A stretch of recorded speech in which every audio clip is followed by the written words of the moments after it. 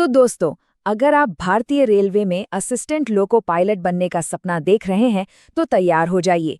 आज के इस एक्सप्लेनर में हम रेलवे भर्ती बोर्ड यानी आरआरबी के 2026 के एएलपी रिक्रूटमेंट नोटिफिकेशन का पूरा कच्चा चिट्ठा खोलने वाले हैं। सीधा मुद्दे पर आते हैं और देखते हैं कि इस बार रेलवे के पिटारे में क्या-क्या है। सबसे पहले इस नंबर पर गौर करिए, 11,127। जी हाँ, 11,127 वैकेंसीज।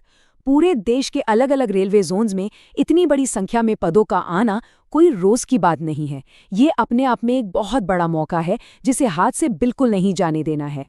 तो आज के हमारे इस मिशन ब्रीफिंग का एजेंडा बिल्कुल साफ है।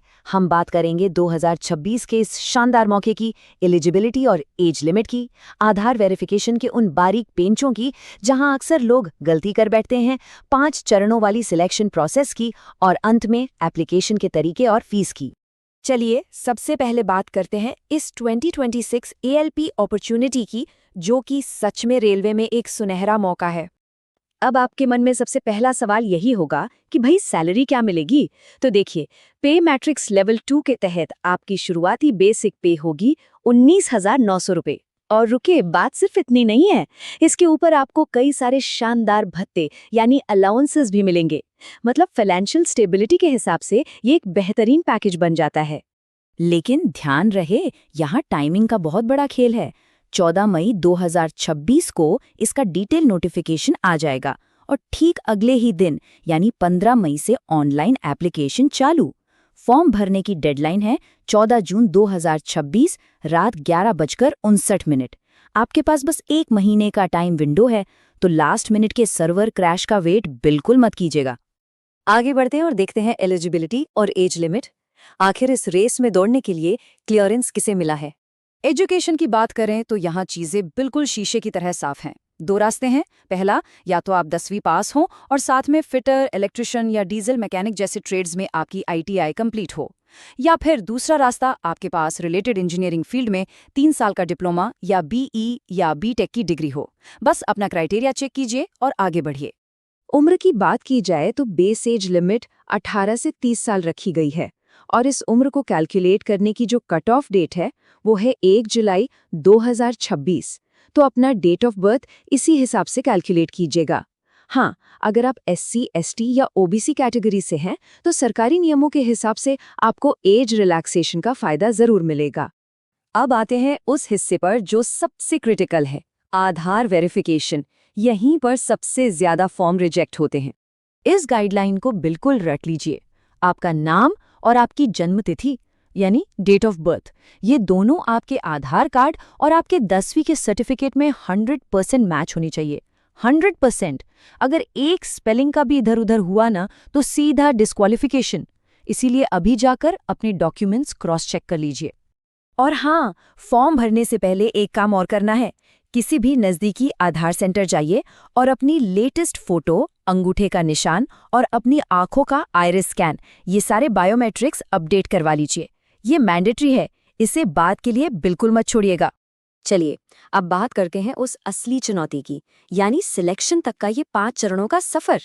ये पूरा प्रोसेस किसी मैराथन से कम नहीं है। कुल 5 स्टेज हैं। पहले आपको CBT 1 क्लियर करना है, फिर CBT 2, उसके बाद आएगा CBAT यानी कंप्यूटर बेस्ड एप्टीट्यूड टेस्ट, फिर होगा आपका डॉक्यूमेंट वेरिफिकेशन और अंत में सबसे कड़ा इम्तिहान, मेडिकल एग्जामिनेशन। आपको ये सारे पड़ाव पार करने ही होंगे। अब इन एग्जाम्स का स्ट्रक्चर भी समझ लीजिए। CBT 1 बस एक स्क्रीनिंग टेस्ट है, 60 मिनट में 75 मार्क्स का पेपर। असली गेम शुरू होता है CBT 2 में। इसके पार्ट ए में 100 सवाल होंगे जो आपकी फाइनल मेरिट डिसाइड करेंगे। लेकिन इसका जो पार्ट बी है, जिसमें 75 सवाल होंगे, वो सिर्फ एक क्वालिफाइंग ट्रेड टेस्ट है। मतलब पार्ट बी में आपको बस पास होना है, लेकिन पार्ट ए में आपको टॉप स्कोर करना ही होगा। और इसके बाद जो एप्टीट्यूड टेस्ट यानी CBAT होगा ना, उसकी सबसे अच्छी बात यह है कि उसमें कोई नेगेटिव मार्किंग नहीं है। एकदम टेंशन फ्री होकर आप वो दे सकते हैं। लेकिन असली फिल्टर लगता है मेडिकल एग्जाम में। एक लोको पायलट के लिए A1 मेडिकल स्टैंडर्ड और बिना चश्मे के 6x6 विजन चाहिए। इसमें कोई छूट, कोई कॉम्प्रोमाइज नहीं होगा। तो अब जब आप पूरी तरह तैयार हैं तो आते हैं आखिरी पड़ाव पर, एप्लीकेशन कैसे करें और फीस कितनी है। इसके लिए आपको सीधा इनकी ऑफिशियल वेबसाइट rrbapply.gov.in पर जाना है। वहाँ एक नया अकाउंट बनाइए, अपनी एजुकेशन डिटेल्स डालिए और बहुत ही सोच समझकर अपना रेलवे जोन सिलेक्ट कीजिए। फिर अपनी अपडेटेड फोटो, सिग्नेचर और जो भी मांगे गए डॉक्यूमेंट्स हैं उन्हें अपलोड करके फीस पे कर दीजिए। आपका काम हो गया। और फीस भी बहुत क्लियर है। अगर आप जनरल या ओबीसी कैटेगरी से हैं तो आपको 500 रुपये देने होंगे।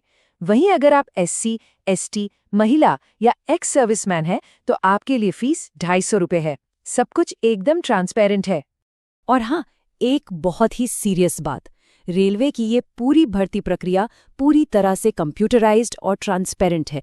किसी भी ऐसे दलाल या फ्रॉड के चक्कर में बिल्कुल मत पड़िएगा जो नौकरी लगवाने की झूठी गारंटी देता हो। सिर्फ और सिर्फ ऑफिशियल वेबसाइट्स की जानकारी पर ही भरोसा करें। तो दोस्तों, सब कुछ जानने के बाद सवाल बस एक ही बचता है। क्या आप भारतीय रेलवे का हिस्सा बनने के लिए इस कठिन 5 चरणों वाली चुनौती के लिए पूरी तरह से तैयार हैं? मौका बड़ा है और तैयारी का वक्त आ गया है। आज के इस एक्सप्लेनर में बस इतना ही। सीखते रहिए और अपनी तैयारी को धार देते रहिए।